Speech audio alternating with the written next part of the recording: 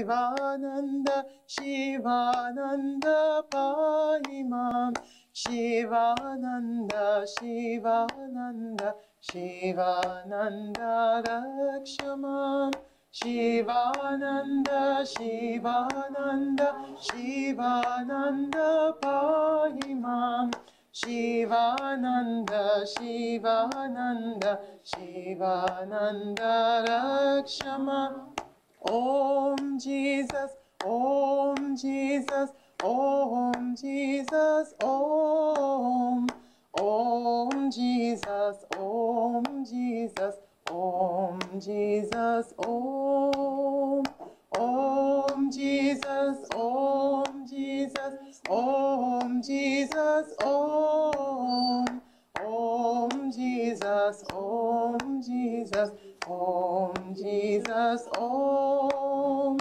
Ave Maria, Ave Maria, Ave Maria, Om.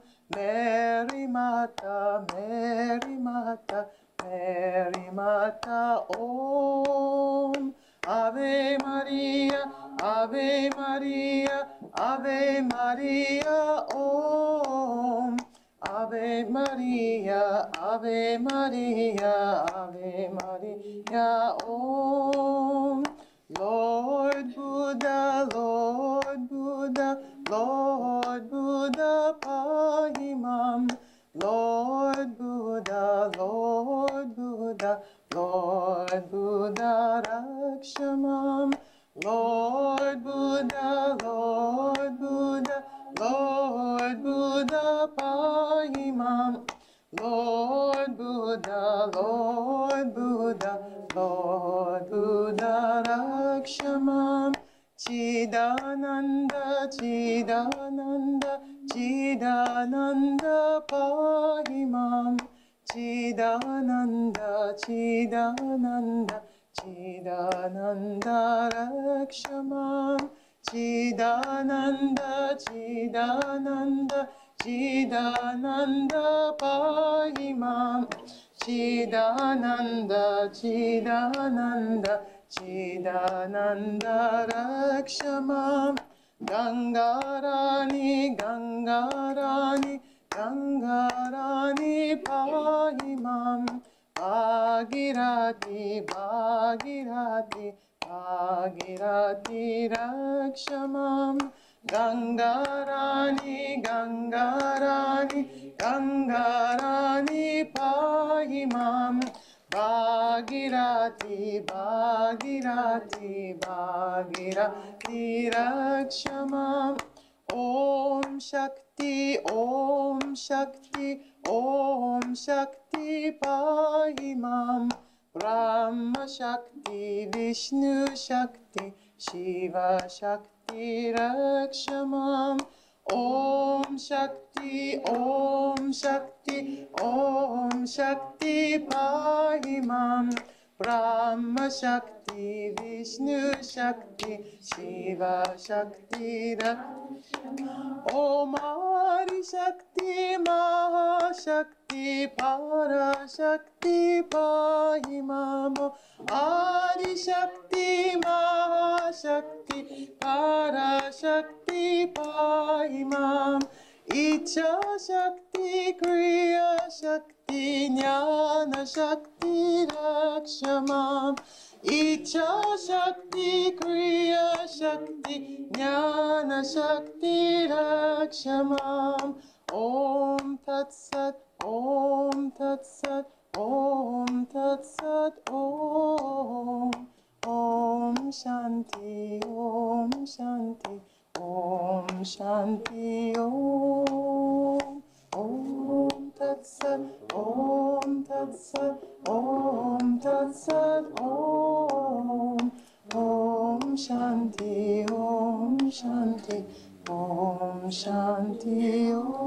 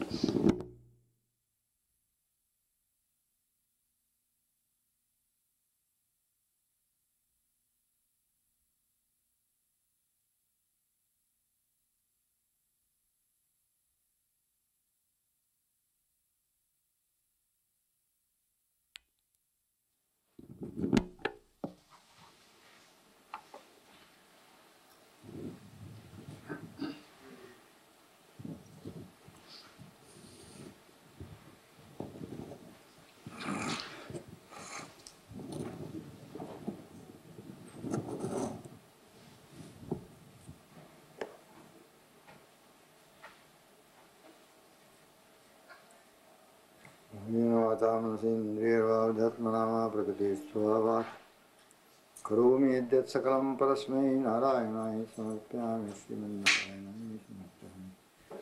नाहं कर्ता हरिकर्ता तत्पूजा कर्म चाखिलं यद्यत् कर्म करोमि तत्तदखिलं शम्भोताराहं। हरिः ओम तत्सत्। सच्चिदानंद सच्चिदानंद सच्चिदानंद सच्चिदानंद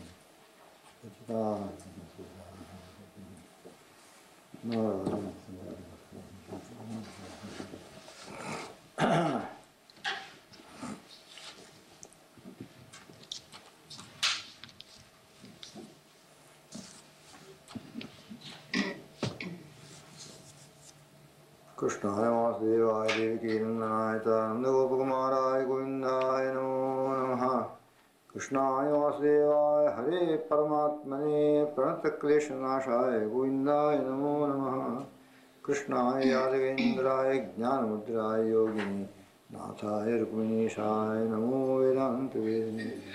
वसुदेवसुतं देवं कंसचाणूरमर्दनं देवकी परमानन्दं कृष्णं वन्दे जगद्गुरुं श्रीकृष्णं वन्दे जगद्गुरुं। जयतु जयतु देवो देवकी नन्दनोऽयं जयतु जयतु कृष्णो वृष्णिवंशप्रदीप। जयतु जयतु मेघश्यामलकोमलाङ्गो जयतु जयतु पृथ्वी भारनाशो मुकुन्द। कमलेन वासुदेव गोविंद गोविंद गोविंद गोविंद गोविंद गोविंद गोविंद गोविंद गोविंद।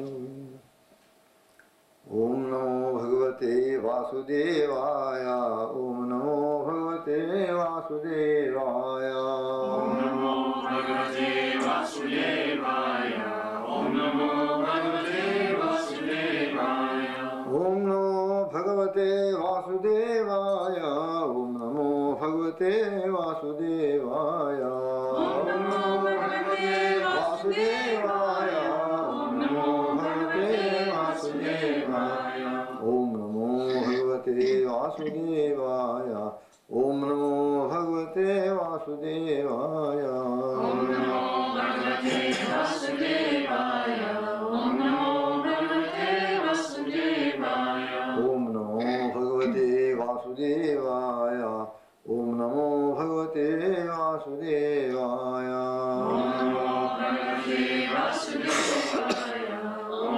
भगवते वासुदेवाय। हरि परमात्मने तत्सत्।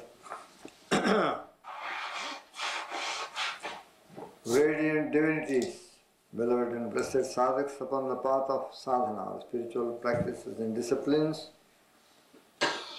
to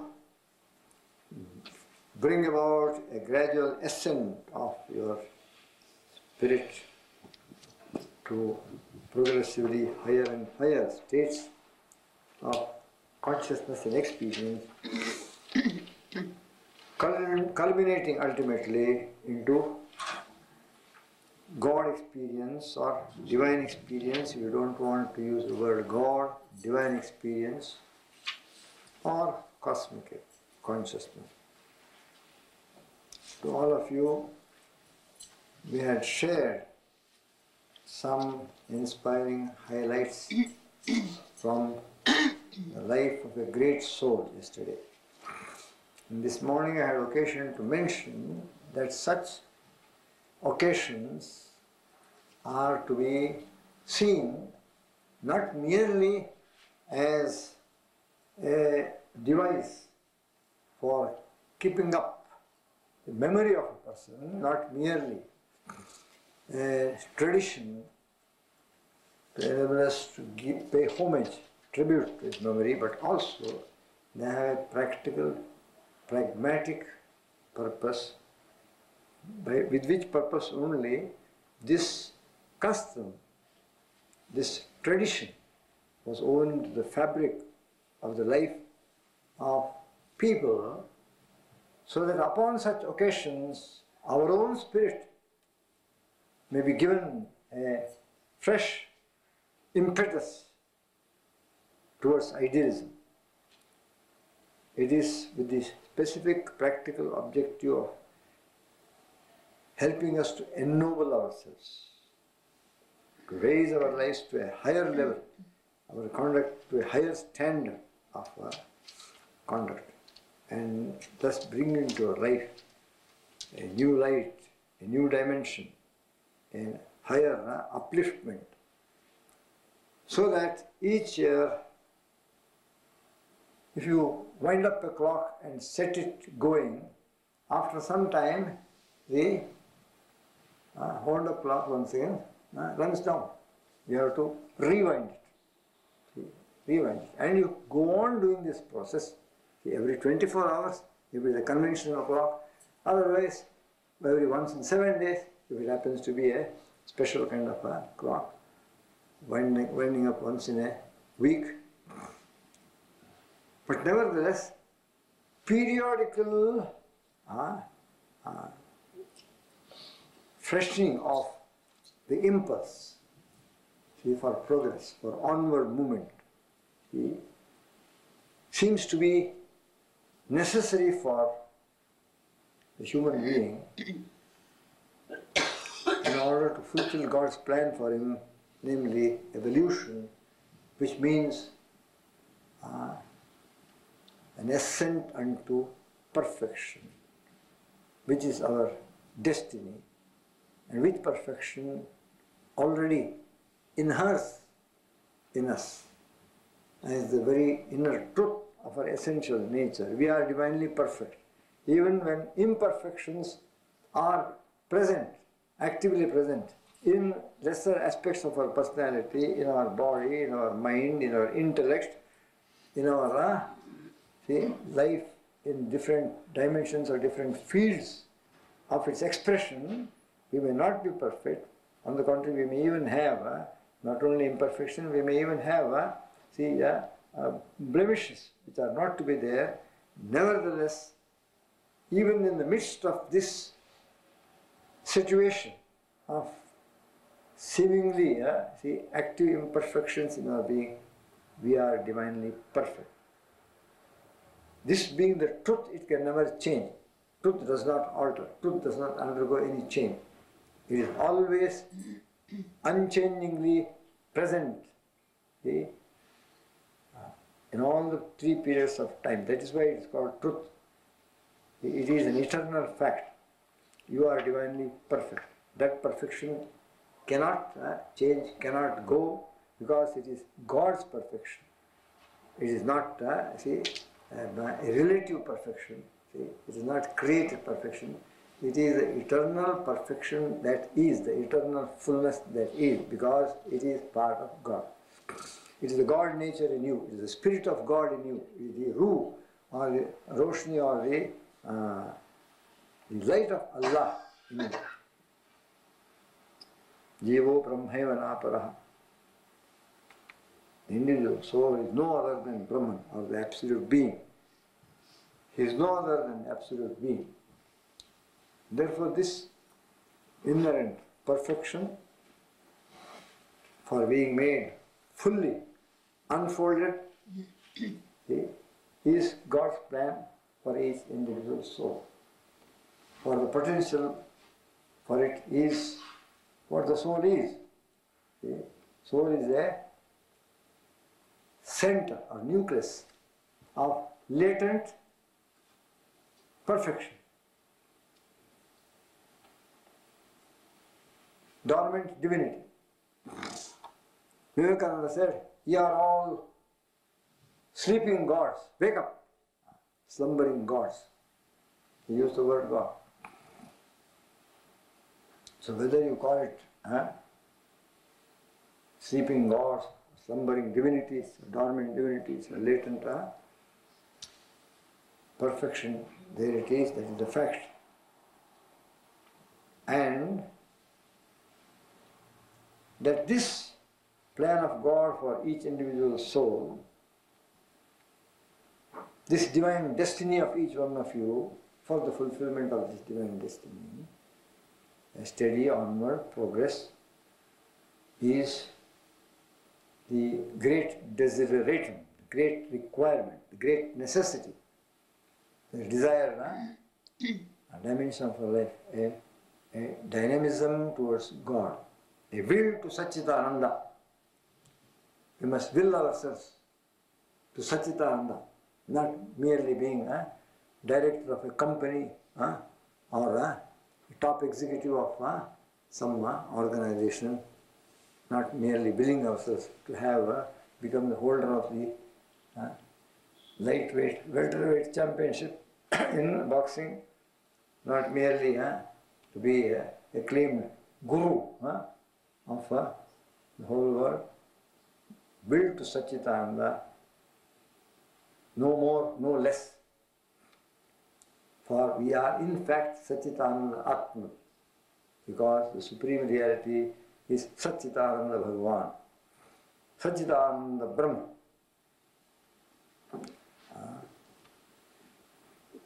But we being saddled with a earthly nature,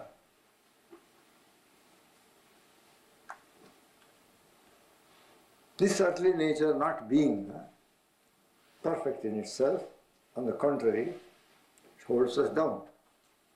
And as we try to progress through sadhana, through satsanga, through vichara, through bhakti, through prayer, again, after a little time, in an orchestra, the bow strings constantly get little loosened up after one or two pieces.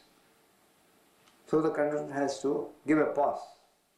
So all of them set tuning, see their cello and their violin and the various instruments, they have to once again re-tune it. This is the same in human nature, that this loosening up, slackening may not become too much, reaching undesirable proportions, limits, that it could be kept minimal. Daily sadhana has been prescribed.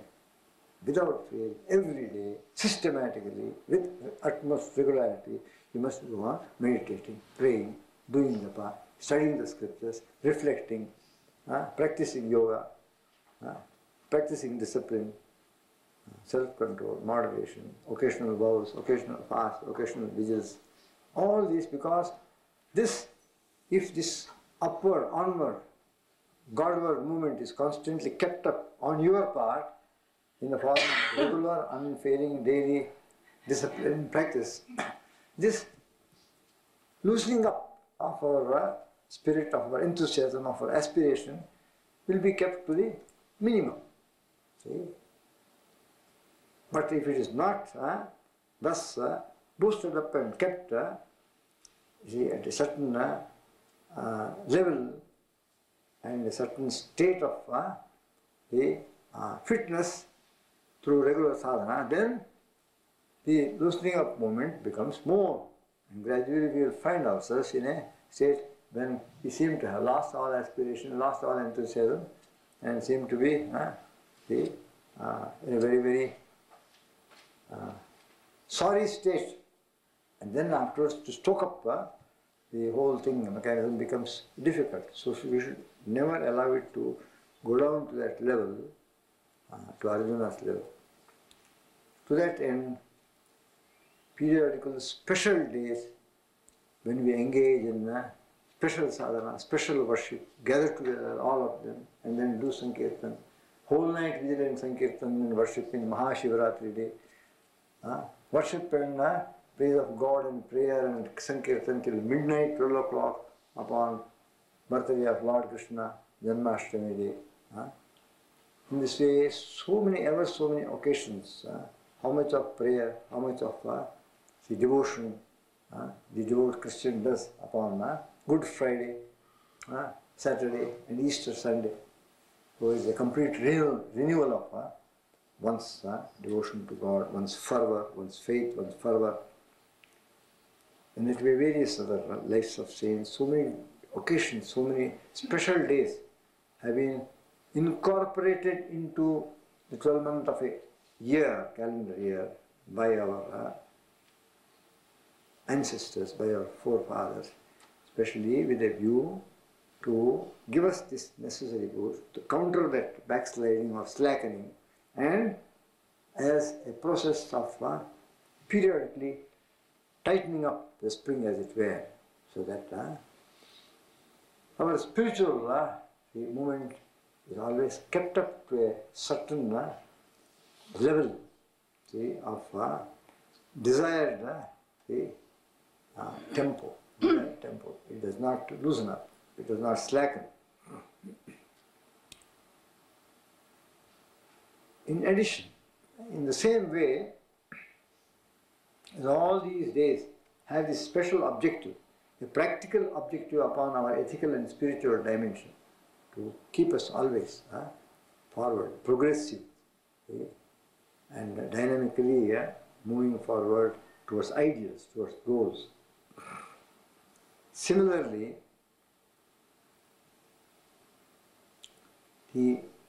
so it is not merely something that is related to the personality that has already passed on. These special days are not only relevant and related only in connection with the personality that is passed on. It has a direct objective, a special purpose and relevance, the deep practical meaning and significance for those who are actually doing it, who are now. We are to be benefited, we are to be given upliftment. Similarly, in the Bhagavad Gita, we said that the main object of all these instructions, moving to 16, 17 chapters of Sri Krishna, was that Arjuna may give up his unwillingness to fulfill his duty due to emotional and sentimental consideration, and get up and do his duty. Because that is Krishna's mission, to put down unrighteousness, establish righteousness, see, uplift the righteous people. Then, is not Krishna being somewhat selfish? Just because he wants Arjuna to be instrumental in fulfilling his mission for which he has incarnated as Krishna, Jagadguru. He is giving lots of instructions to Arjuna, who seems to be unwilling to do it for reasons of his own, which he states with like so many arguments for Krishna in the first as well as the second chapter. In the first chapter he merely states, slaying all these people, I do not wish to attain kingdom. What is the use of attaining kingdom and enjoying a kingdom by killing your own kith and kin, near and dear relatives? He states that as his reason for his unwillingness. But in second chapter he goes on giving many other.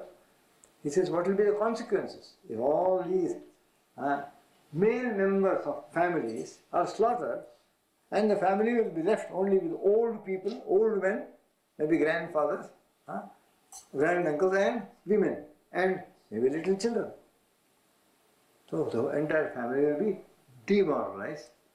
There won't be a strong head of the family to give the necessary, set the necessary pace and direction and guidance for the family to progress in, and keep people in check, pull them back when they are going in the wrong direction. There won't be such an effective head of the family, and therefore the entire society will go into chaos. All families, degeneracy will set in, and there will be no restraint.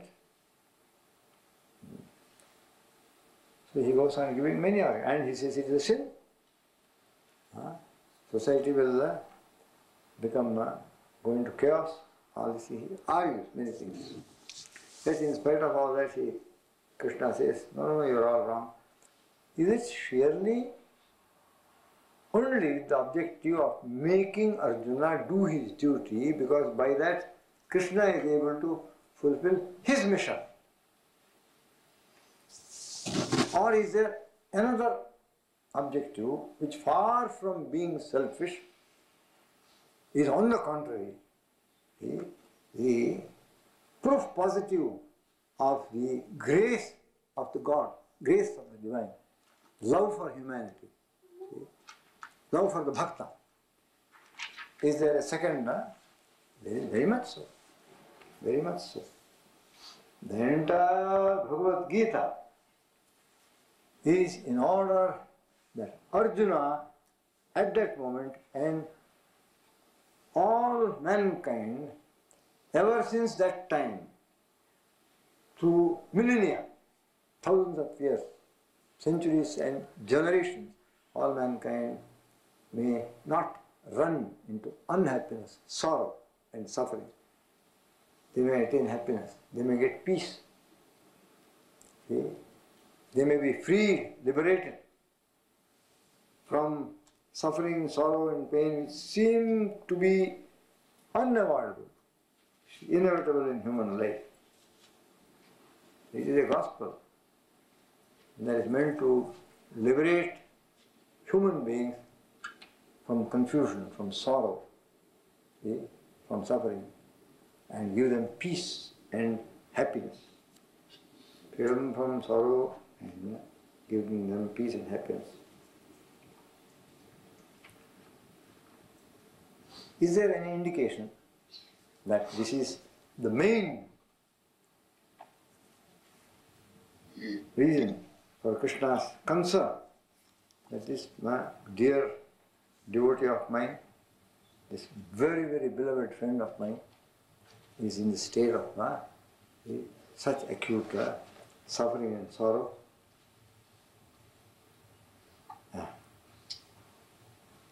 Those of you who have the book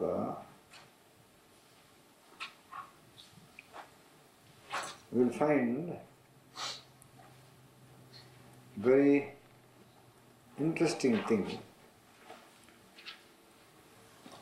Seeing Arjuna in an abject state, the first thing, opening his mouth, the great teacher, Lord Krishna, says, you are grieving for those who should not be grieved for. First of all, unnecessarily you are sorry, unnecessarily you are grieved. This grief is unnecessary, it is not called for. So he says, don't grieve.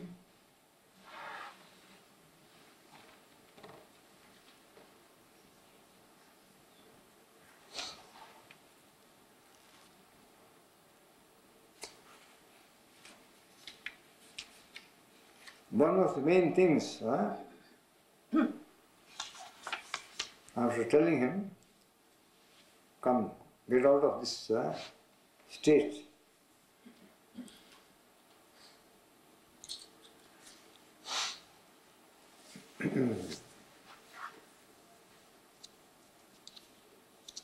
You take second chapter, the 11th verse.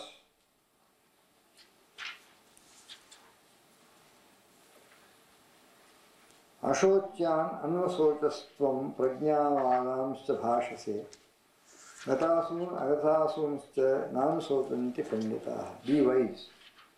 Thou hast grieved for those that should not be grieved for, yet thou speakest words of wisdom.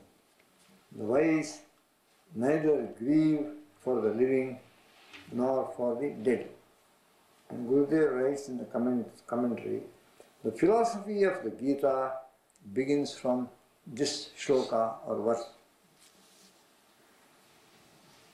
He starts by saying, this grief does not become you, it is not necessary. This grief is not wisdom, it is not a sign of wisdom. And then, let us get back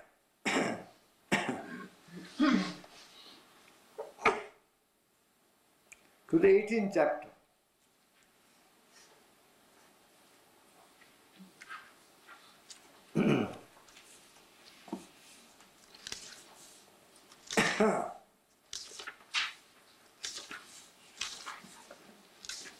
Where Lord Krishna concludes his entire wisdom teaching this great discourse.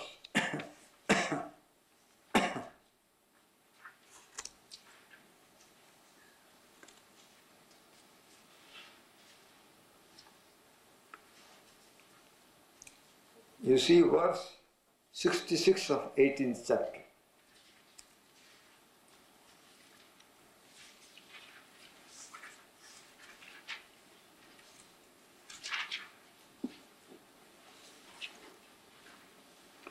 The last ending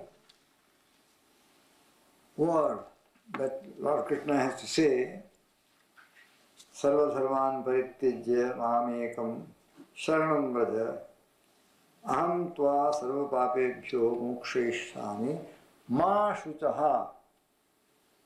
Same word, he uses the same word, Ashotyan Anvasochastvam. You are grieving for those who should not be grieved for. The wise ones grieve neither for the living nor for those who are not living. Ashotyan anvasochastvam prajnavadam sabhashati. Gatasun agatasun cha nanusochanti. They do not grieve for. See? Shoka is grief. Nanusochanti panditaha. And 18th chapter, 66th verse, he concludes with the two words, Ma Shuchaha, do not grieve. Grieve not. Abandoning all duties, take refuge in me alone. I will liberate thee from all sins. Grieve not, O Arjuna. Okay. Practically, the last consolation, assurance that the Lord gives. This is the answer, commentary of Gurudev. This is the answer given by the Lord to the question put by Arjuna in chapter 2, verse 7. I ask thee, which may be the better? That tell me decisively. Now you say this, now you say that.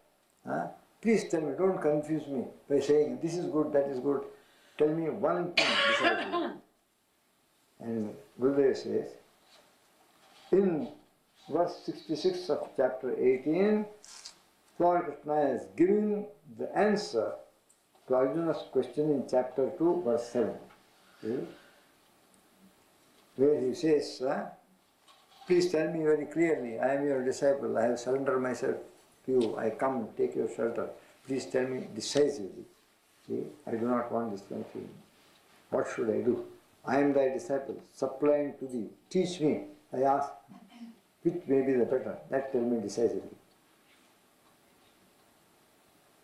All dharmas, sarva dharman, righteous deeds, including adharma also. All actions, righteous, unrighteous, as absolute freedom from all action, is intended to be taught here. Taking refuge in me alone, I will liberate thee from all sins, dharma or adharma. Okay? Here, metaphysically, it says something, it does not mean all duties. Abandoning all duties come unto me, that is the, because dharma is literally translated in many of the translations as duties. Vedantins have got a different way of explaining. Abandoning all duties come unto me. It is a direct admonition or a direct categorical instruction to the Jivatma. Look here, you are part of me, you are divine, ever perfect, ever liberated, ever full, ever pure. No imperfection or sin can attach to you. Yet you have identified yourself with these limiting adjuncts of this cage of flesh and bones, of this little restless mind and this little finite intellect, now thinking clearly, now very much muddled, not able to see properly, it's now rational, now irrational. You are not, you have identified yourself with these imperfect vehicles which have been given to you to work out your karma and do sadhana and attain me. They have been given to you with a purpose to be utilized. Now you have identified yourself, lost your own identity, forgotten who you are, what you are, and all the functions and the natural manifestations of these lower levels that you are superimposing upon yourself, that you are thinking, this is what I am doing. I am feeling hot and cold, I am feeling heat and cold, I am having hunger and thirst, I am having joy and sorrow, I am having all the elation and depression. These are all the dharmas of these various upadhis. See, these are the dharmas. Seeing, color, form, shape, size is the dharma of the eye. Hearing sounds, pleasant, unpleasant, is the dharma of the ear.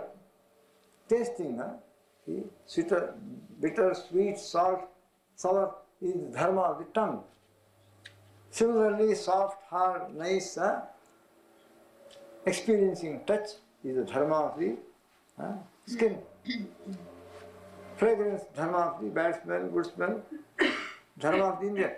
Why are you in a state of identification with these dharmas? They are not your dharma. Your dharma is to be. Your dharma is to know. I am. I am Sat, I am Chit, I am Ananda, and rejoice in your being. Instead of being that, you are completely identified with the dharmas of the lesser part of your present earth personality. And you are all completely lost your own self-awareness.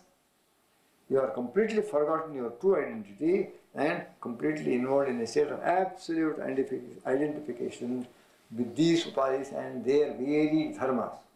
Raga, dvesha, mind, like, dislike. How can you have like, dislike? But because you are the non-dual Brahman, but yet you have identified yourself mind, you are swayed by like and dislike. This is your bondage, this is your samsara, this is why you are again and again coming into this wheel of constant birth, rebirth, death, rebirth. That is why this is your sorrow. Therefore, abandon this folly, abandon all these dharmas which do not pertain to you, which do not pertain to your swarupa, essential nature. These are all the dharmas of your lesser upadhis. Thus, abandoning all dharmas, come unto me, in your innate divinity. Becoming aware what you are, part of me, inseparable from me, same as me, come to me now. Merge into me. Here and now, I will liberate you from all grief. Here and now, I will grant you perfection, total perfection. You will transcend all pain and suffering. So Vedantins say, dharma here does not so much refer to duty. It refers to the dharmas of the upadhis, dharmas of the five senses, dharmas of the mind, dharmas of the intellect. You are involved in them. Why? That is the whole, that is the great fall. That is the problem of the individual consciousness, moved away from its real, eternal, spiritual center and completely became identified with the non-self or anatma. That is the whole Vedantic problem. That is bondage, that is samsara. Therefore he says, this is to be abandoned. And you must come as a spark of divinity, come into me, the blaze of divinity. As a wave of divinity, come unto me, the ocean of divinity, and be merged and become one with the ocean. That is, and automatically you will transcend all grief. All grief will become a thing of the past. It will be a dream that has vanished upon waking up. So it is, therefore, with this great heart, desiring the highest blessedness, the supreme liberation from all pain, sorrow, suffering, grief, sadness, and attainment of joy, bestowing joy. That is the main objective, the purpose. That is what God wants. So that is the first objective of the Gita, Jnanopadesha, wisdom teachings to Arjuna, seeing him thus weeping, grieving. The all-compassionate Lord wants to liberate him from this state of grief and suffering and restore him to his state of innate, see, joy, which is his birthright, which is his birthright, which is his real nature, real state. He wants to restore to him his real state of absolute joy, absolute bliss. And so he says, you are unnecessarily grieving. And in the end he says, do not grieve. That is the inner purpose of the Gita wisdom teachings. Krishna to Arjuna and the eternal Krishna to all of us who are many a time finding ourselves in the Arjuna fix. Grief due to attachment, grief due to ajnana, avidya.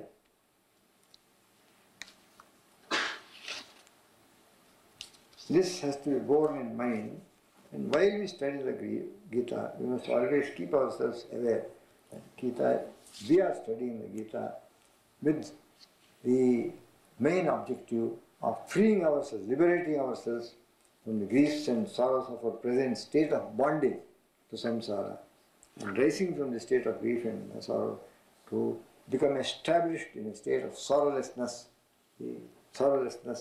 and absolute peace.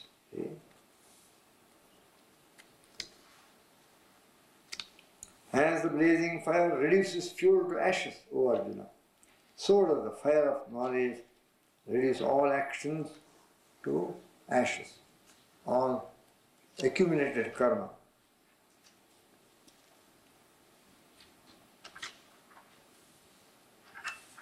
He follows this by saying, knowing that thou shalt not, O Pandava, again get deluded like this.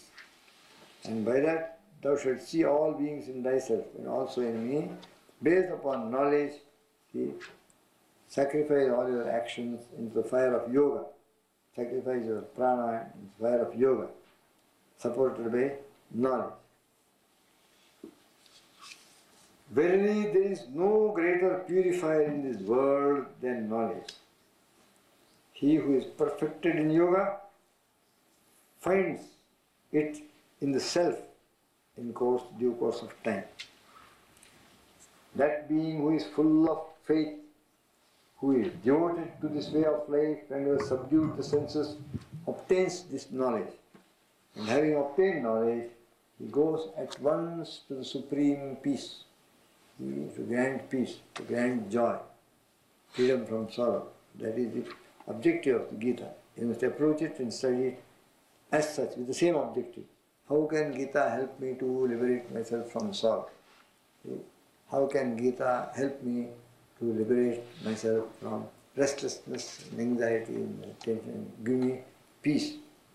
Shraddhavan labhate jnanam tatparaha sanyatendriyaha jnanam labdhva param shantim chirenadi gacchati. The man full of faith who is devoted to this yoga and who has subdued the senses obtains knowledge, and having obtained this knowledge, he goes at once to the supreme peace.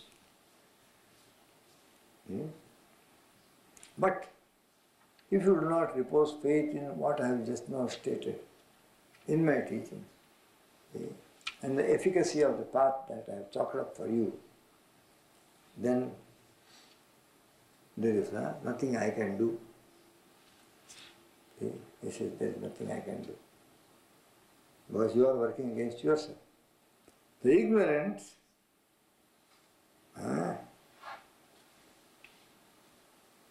the faithless, the doubting self goes to destruction. There is neither this world nor the other, nor happiness for the doubting.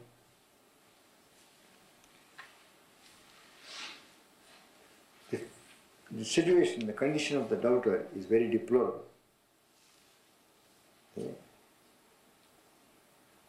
He has no happiness neither here nor there.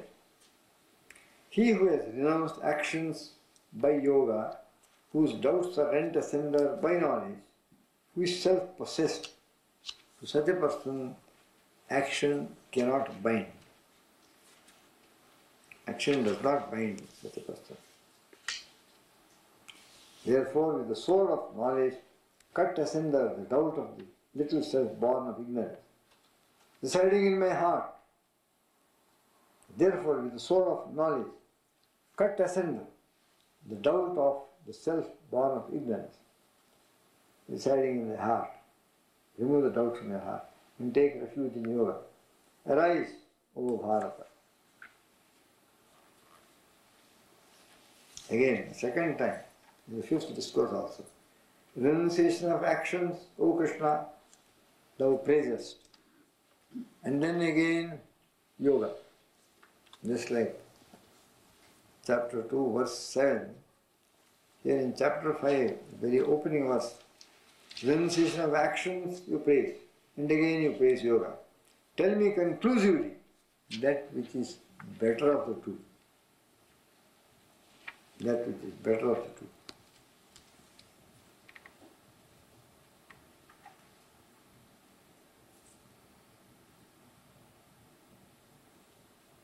My heart is overpowered by the taint of pity. My mind is confused as to duty. I ask thee, tell me decisively what is good for me. I am thy disciple. Instruct me who has taken refuge in thee. Karpanya doshopahata svabhaha pritchami tvam dharma sammudachetaha yachheyaha syam nishitam bruhitan me shishyasteham shadimam tvam prapannam. 7th verse, chapter 2. And again, in 5th chapter, very first verse, Sanyasam Karmanam Krishna Punar Yogancha Samshasi. You praise both this and that. Yat Sheyaha Etayorekam Tanme Bruhi Sunishchitam. Very conclusively, with absolute certainty, kindly tell me which of these two is really the best. Renunciation of actions as well as yoga. Thou art praising. Tell me conclusively that which is the better of the two for me. Arjuna answer. Lord says there is not much choice. Really, both lead to the same goal. If you are sincere, earnest, and dedicate yourself to the path, both lead to the same goal. By renunciation of action, also it can go. By engaging in yogic action, thou can again reach the goal. So it is a question of preference, not that it is one is better than the other. But he says renunciation and yoga of action both lead to the highest bliss. But of the two, the yoga of action is superior to the renunciation of action. In passing, I said, this is said because why it is superior? Because renunciation of action and engaging in pure sadhana will benefit the sadhaka. But doing sadhana in the midst of activity, sadhak being an ideal person, good person, all his actions will be good and they will be full of potential for benefiting others. So, while you are benefiting yourself, engaging in action, you will be benefiting others also. Therefore, he says, it is better of the two. Better of the two. There is a very wealthy man, plenty of money. Much more than what he really wanted. So one day he got an inspiration. Let me go and ask. Here there was a very highly evolved spiritual personality, a great elder, spiritual elder. So he wishes to go and ask. I have got a lot of wealth. I wish to give. What shall I do? Shall I give this, spend this money in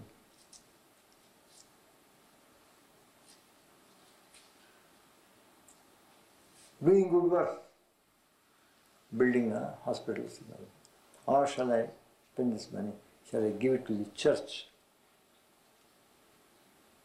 Or shall I distribute it among the poor?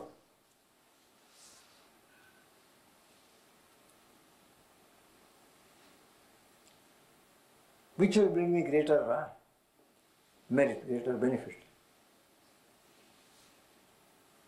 He said, come after 1 week, I'll tell you. So he went away. Came after 1 week and met him. The spiritual elder did not at all look very happy. He said, look here, my good man, I have racked my brains all these past 6 days and I don't seem to get the right and proper answer. Anyway, I find that is not going to benefit you. See? If you to erect some monument and do some wonderful thing, your name will be there. You are not going to benefit it spiritually. If you give it to the church, it is the greedy priests who are going to swallow everything. They are going to have it and live a comfortable life. It's not going to go to God anyway. And you are not going to benefit that way. And if you distribute it in charity to the poor, so much ego boosting it will be. You will go on an ego trip and give it to someone who knows. Press photographers may come and ask for a photograph. You are doing charity and you may have video also. And then your name may come in the headlines in the newspaper. He distributed so much. You will only go on an ego trip. So whatever way I think of it, it doesn't seem to be a way of benefiting yourself with doing something about this wealth. But he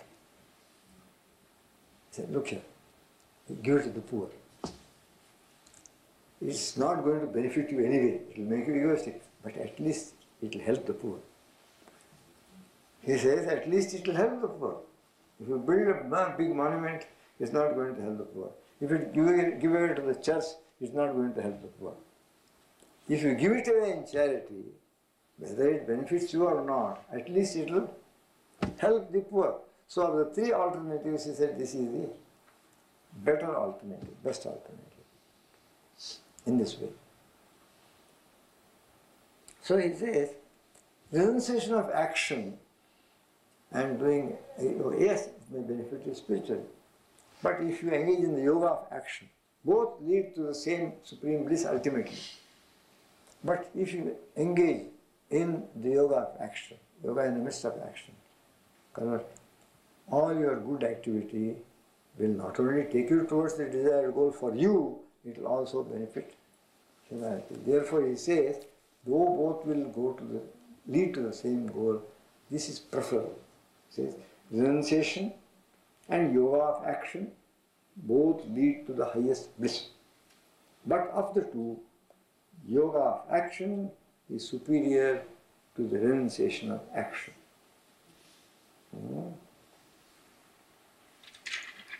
It should be known as a perpetual, he should be known as a perpetual sannyasi. Who is a real sannyasi? He who has given up home, family, wealth, fields, motor cars, bank balance, profession, and taken to the ochre cloth.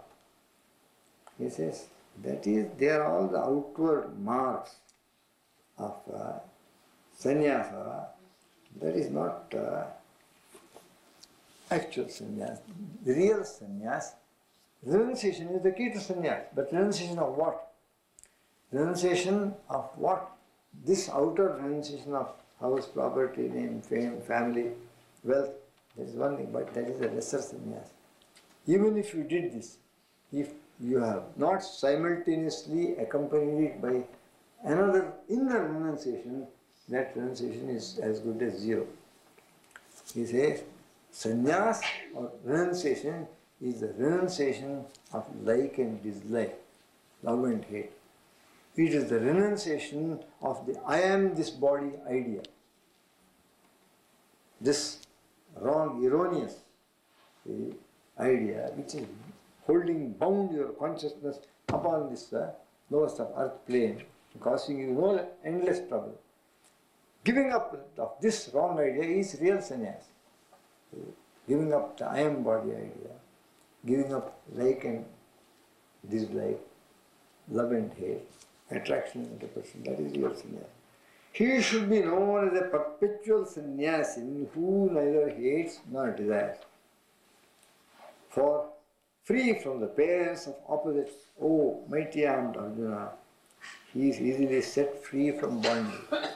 The sannyas that liberates is the inner sannyas, the renunciation of like and dislike, love and hate, and the renunciation of the erroneous idea that I am this name and form, I am this body. That is the real renunciation. It is people of small understanding. He uses the word children. This is a common thing in Upanishads and Vedanta for indicating people of little understanding. They said, why are you being childish? It is only children that speak of certain things because they lack knowledge. They have very little understanding. You are expected to have greater understanding. Okay? In Kathopanishad also same expression is used. Children and not the wise speak of Sankhya and Yoga as though they are two separate, different things. He who is truly established in one, he obtains the fruits of both. Sankhya is renunciation, Vedanta. Yoga is being engaged in action and at the same time making your life move Godward. Due to the spirit in which you are engaging in action. So why do not speak of them as being different? Both are same, both lead to the same goal. It is people of little understanding, children, that speak of them as distinct. That place which is reached by the Sankhyas or the Jnanis who follow Vedanta, giving up activity, etc. That place which is reached by the Sankhyas or the Jnanis is also reached by the Yoginis, Karma Yoginis, who are in the world and practice yoga amidst activity. He really sees, he really understands, who sees both Sankhya and Yoga to be one and the same. This is chapter 5, verse number 5. 5.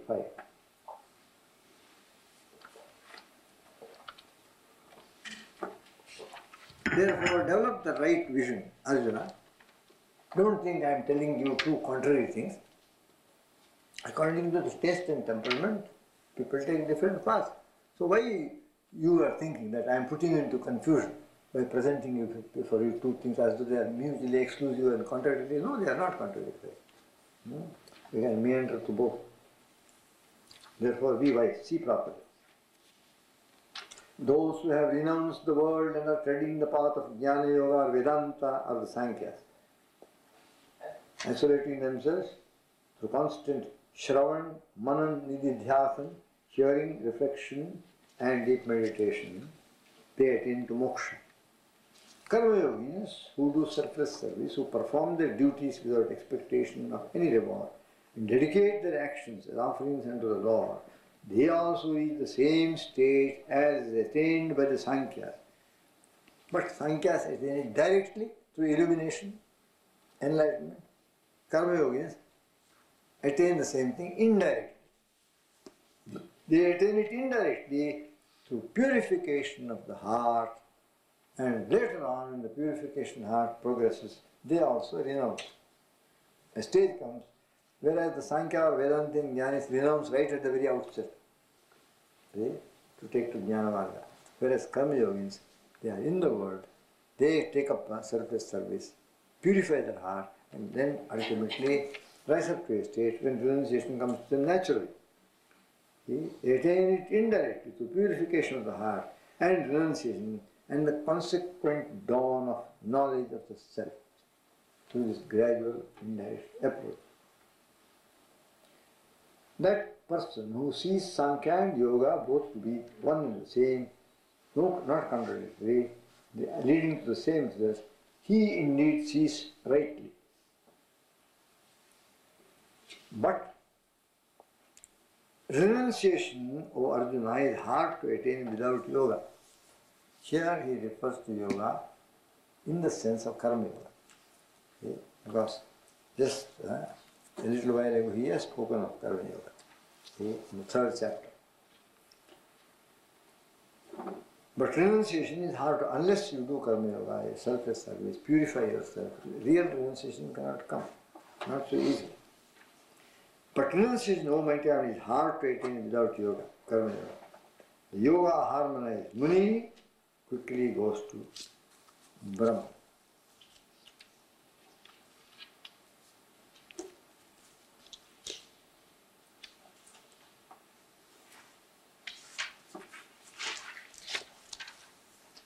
Yes. True renunciation is knowledge can be attained only through real selfless service or karma yoga. Afterwards, karma yoga drops off by itself. Adi Shankaracharya, in his special admonition to sadhaks, even though he was a transcendentalist, when he came down to earth, he was very pragmatic. And he has given various works to help sadhaks upon the practical, the spiritual life, path of practical spiritual sadhana. Sadhana Panchakam, Upadesha Sahasri, 1000 instructions, all these things, Jagadguru Adi Shankaracharya has written. So, in that outlining of sadhana process, he says, in the human nature, as it is at present, embodied condition, gross propensities, sense appetites, raga, dvesha, like and dislike of the mind, in this human nature, filled with all these imperfect factors, there is much that requires to be cleansed. There is a lot of uncleanness. Uncleanness in the form of selfishness, egoism, desire, carnality, carnal passion, jealousy, envy, anger, greed, avarice, pride. These cannot persist. They are incompatible with spiritual life. Both of them you cannot have. You have to purge the nature of these things completely. Give them out. Show how one can be liberated from these things. They must go. They must be eradicated. Then the heart, rid of this blemish, rid of this impurity, becomes fit for the emergence of true love for God, devotion to God. Bhakti cannot come until the heart is pure. As long as it is gross and sensual and all that, real devotion to God does not come. Even real human love also does not come. We are all bound down to a lesser level, lower level. Therefore, the removal of this blemish or the uncleanliness is the first sadhana. And this can only be done by dynamic unselfishness, restraining the senses, conquering lower propensities, being unselfish, desiring nothing, no gain, no praise, nothing, I don't want anything, I just want to give.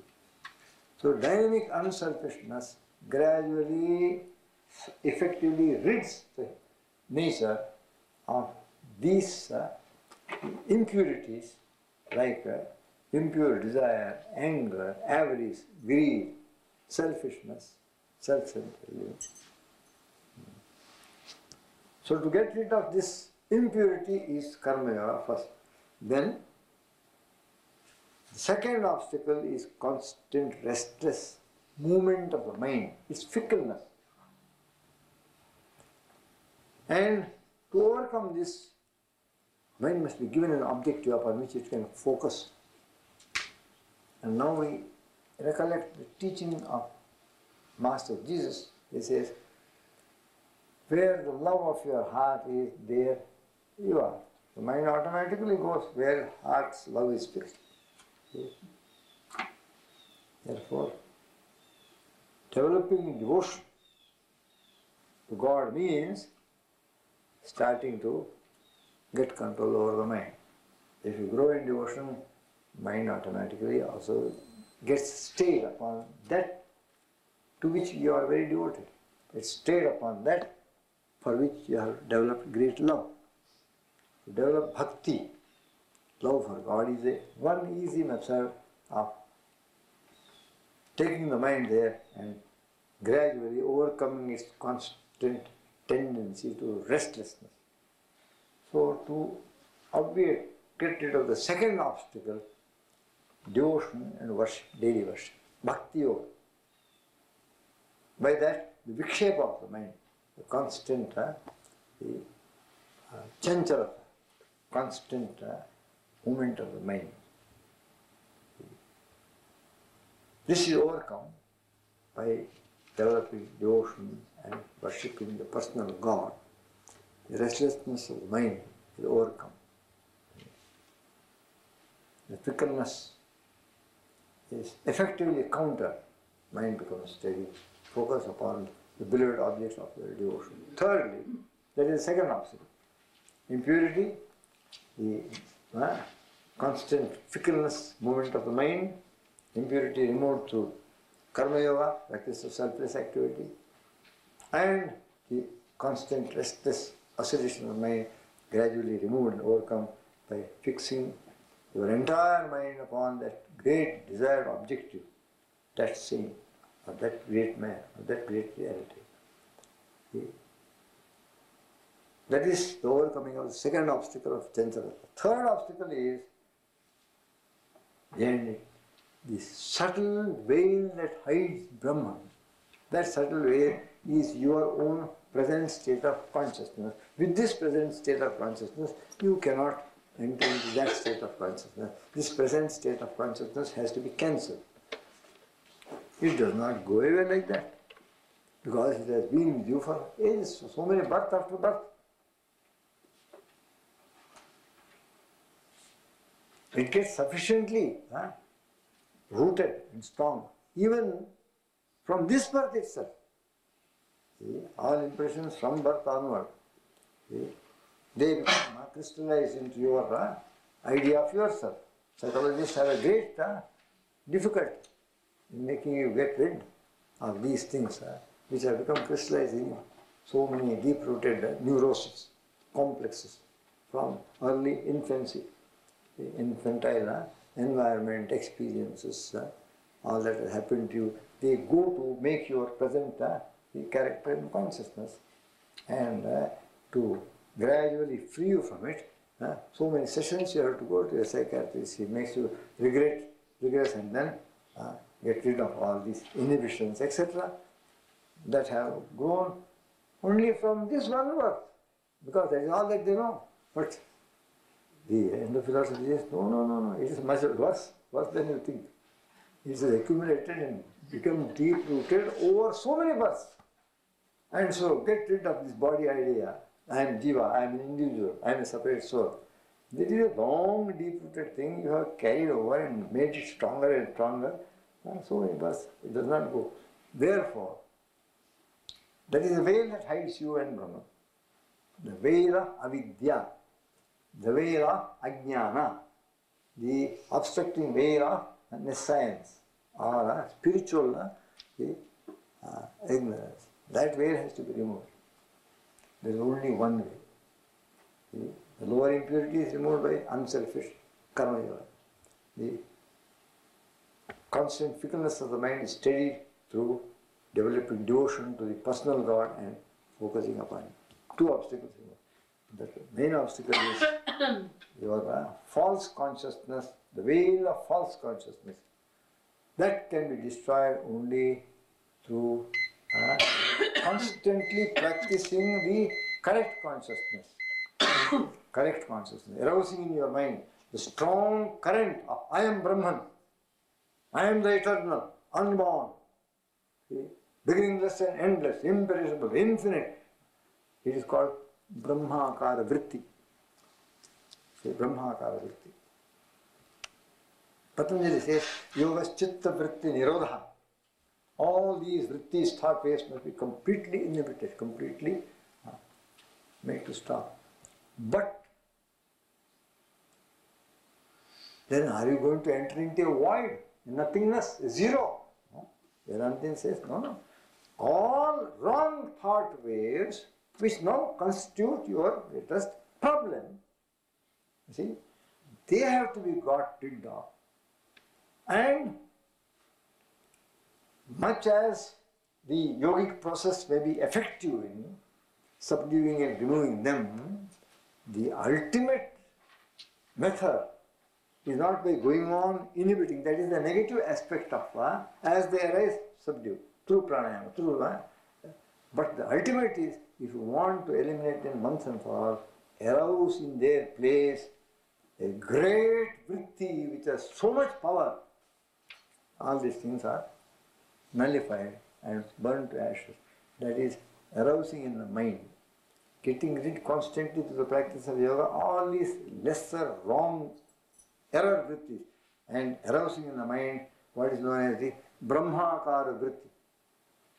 Brahmakara, that one great thought current, see, one supreme, tremendous thought current, I am Brahman, I am Brahman, I am Brahman. Manovadhyahankara chittani naham, Chidananda rupa shivoham, shivoham. I am not this, I am not the body, I am not the mind, I am not the intellect, I am not the ego, I am not memory, I am not this imagination, I am not this cravings, I am not this desires. I am the Satchidananda Brahman. So this is the third sadhana of the Vedanta. It is called profound, deep, intense meditation upon the truth. The entire mind is ingathered and made one-pointed, and the whole mind is given to this great vritti, Brahmakara vritti, by which, and constantly pursued and practiced, persevered in this vritti ultimately, raises you above and beyond mind, intellect, everything, and takes you into a state of intuitional illumination. And that gives you. So, from this point of view also, Karma Yoga was prescribed as one of the first slabs of the spiritual life and sadhana. Karma Yoga to get rid of the inner blemishes, Bhakti Yoga to get rid of the oscillation and the chanjalata, fickleness of the mind, and deep meditation of yoga to get rid of the veil of wrong consciousness, piercing beyond which you attain to a state of self-experience, which is Vedantic culmination, Vedantic attainment, Vedantic super consciousness. So in that way also, Karma Yoga is fitted in to the scheme of practical spiritual life, inner life, for the purpose of getting rid of these three main obstacles that stand between the individual soul and the universal being, Jiva and Brahma. See? Either you view it that way, then you also know that Karma Yoga is necessary, or view it that way, the Sankhyas go directly, Karma Yoga works by purifying the heart, and then drawing down the grace of God. See?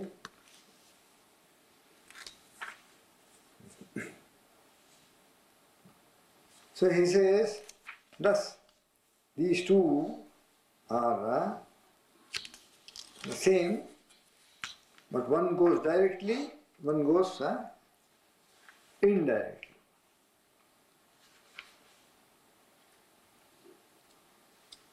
Karma yogis who do self-service, who perform their duties without expectation of fruits and dedicate their actions offering to the Lord, also reach the same state as is attained by the Sankhyas, through purification of the heart and renunciation and consequent dawn of knowledge.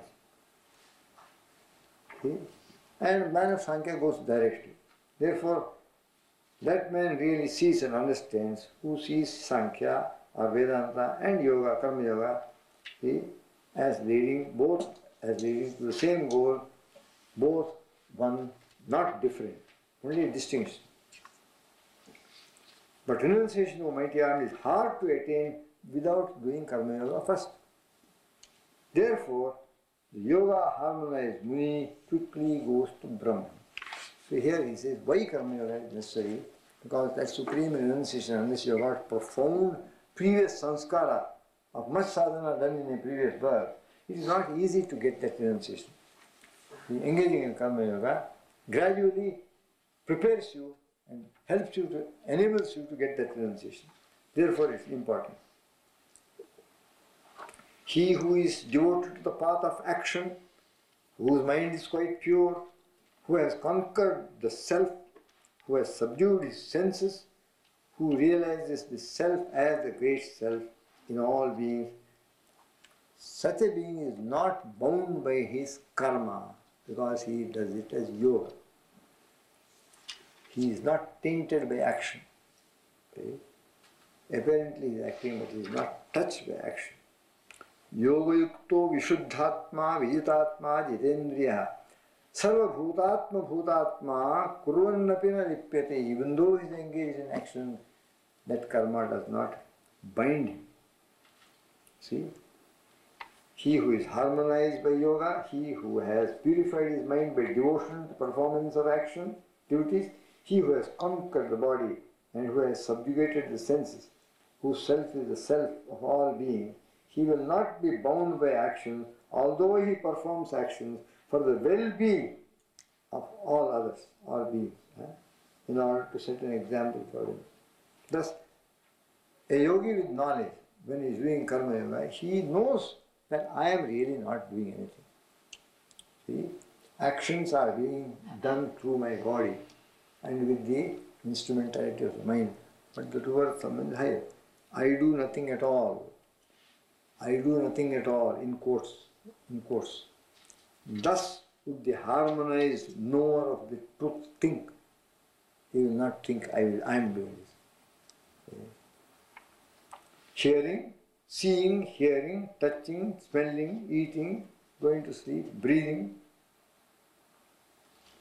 speaking, letting go, seizing, opening, closing the eyes, convinced that the senses move among the sense objects, yet he will feel, I do nothing.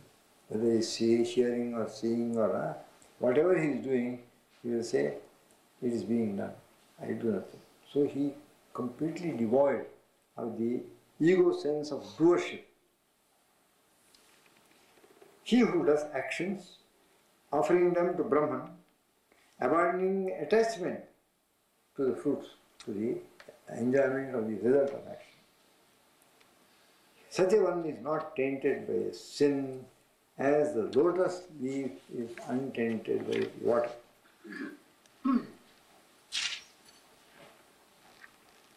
Yogis, having abandoned attachment, perform action only by the body.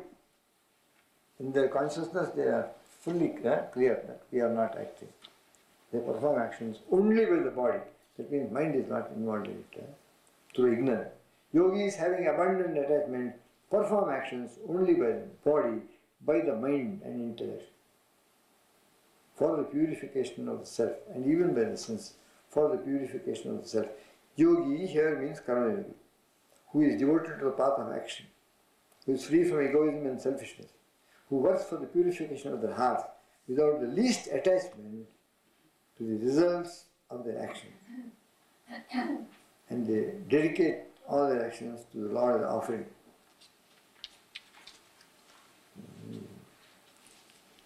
The united one, that is the being of well-poised intellect, having abandoned the fruit of action, not action, having abandoned the fruit of action, attains to the eternal peace.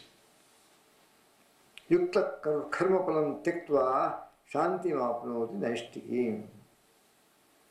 When he is united, when he has the self-control and abandons the fruit of action, he attains to the eternal peace. Not the non-united one, who is still impelled by desire, attached to the fruit. He is bound.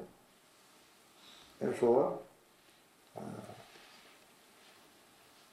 Shanti Naishtikim is interpreted, peace born out of devotion and self-respect. But the unbalanced, non-harmonious person who is led by desire, engages in action driven by desire, he does not get real peace. He does not attain. Therefore he says, mentally renouncing all actions and the self being controlled, the embodied one rests happily in the city of the body, neither acting nor causing others to act. He once for all solves Arjuna's problem. You are neither acting nor make others to act. Be established in this inner knowledge. Then action will not bind you, because even when you are acting, you are really not acting. Your action will be in action, in action, in action. Body performs action, senses perform action, mind also participates. But you, being beyond body, senses, mind, intellect, the eternal Brahman, you are still totally free from any attachment or any action, because there is no self in it.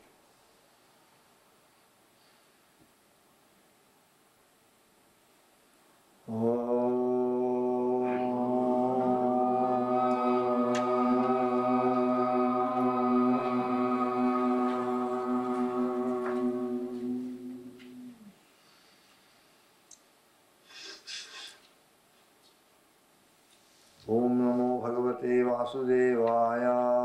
Om Namo Bhagavate Vasudevaya. Om Namo Bhagavate Vasudevaya.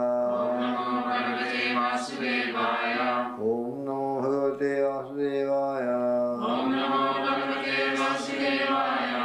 Loka samasta sukhino bhavantu asato ma sadgamaya tamaso ma jyotirgamaya mrityorma amritangamaya. Om Purnamada Purnamidam Purnat Purnamudachyate Purnasya Purnamadaya Purnamevavashishyate. Om Shanti Shanti Shanti.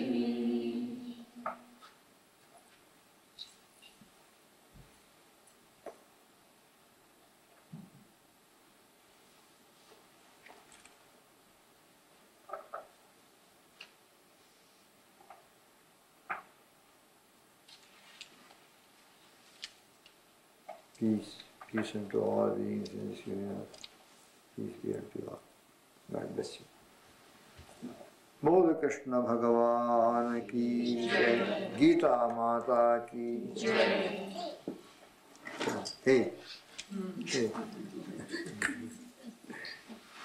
You like saying jai? Nah.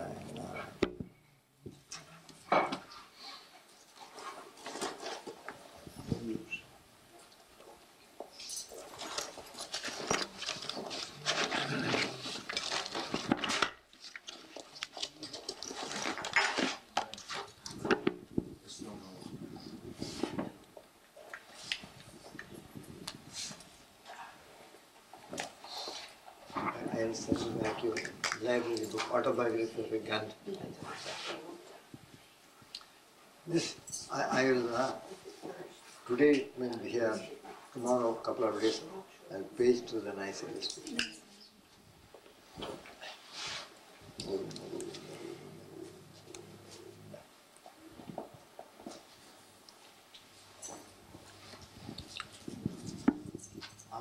You give me the Red Riding Hood.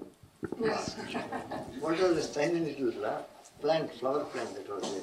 Did you see the little, I don't know what it was, Swamiji, but I left the little label in on it. Yes. There's a plastic. I just thought it was pretty. Does it grow? Yeah. Yes, tiny pot, plastic pot.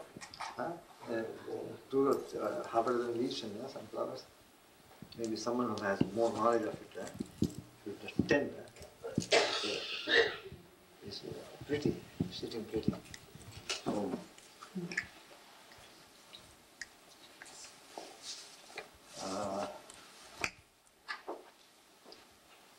Half past 4 to half past 5.